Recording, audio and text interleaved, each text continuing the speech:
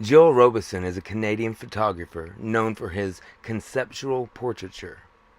At 33 years old, he has made a name for himself and his compositions due to his artistic contributions to Coca-Cola and Adobe, among many others. He has also become well known for the amount of time he dedicates to helping aspiring photographers and students learn how to better form their own portfolios and compositions. My first reaction to Joel was just complete awe. I was inspired by the whimsical and still yet dark nature that he has somehow found a harmonious balance to. Among the artists I considered, he stood apart due to an ability in each piece to convey such raw emotion. In a single composition, I would find myself feeling simultaneously childlike wonder and that remembrance of not wanting to let my bare feet be pulled from under the bed as I go get a glass of water in the night.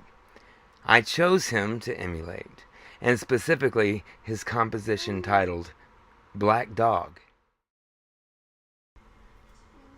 I started by noting what in the image was photography, and most likely real, and what was actually his manipulation. And by doing that, I was able to estimate the shots that I would need and their respective lighting requirements. The area in which I live is abundant with diverse flora and fauna, and so I was able to find each shot on my own property.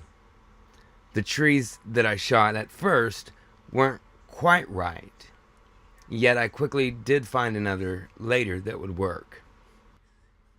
This is my husky German Shepherd mix, Soraya, who was very cooperative for the shots, but she wouldn't keep her head straight as she kept asking me where her treats were, and she lost patience.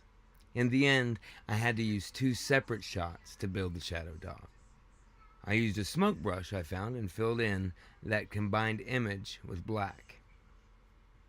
I realized that my trees from my early shots just weren't going to be close enough, and so I chose to go with the single spruce.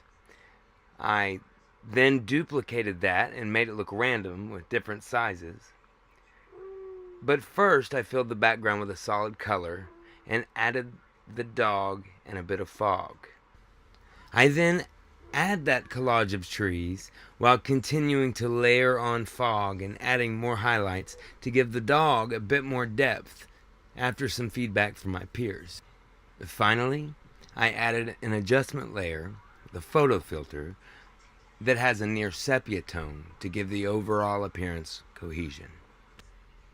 I learned during this project that it is paramount to have a near perfect shot diary, as it can help you in the future to recreate your project.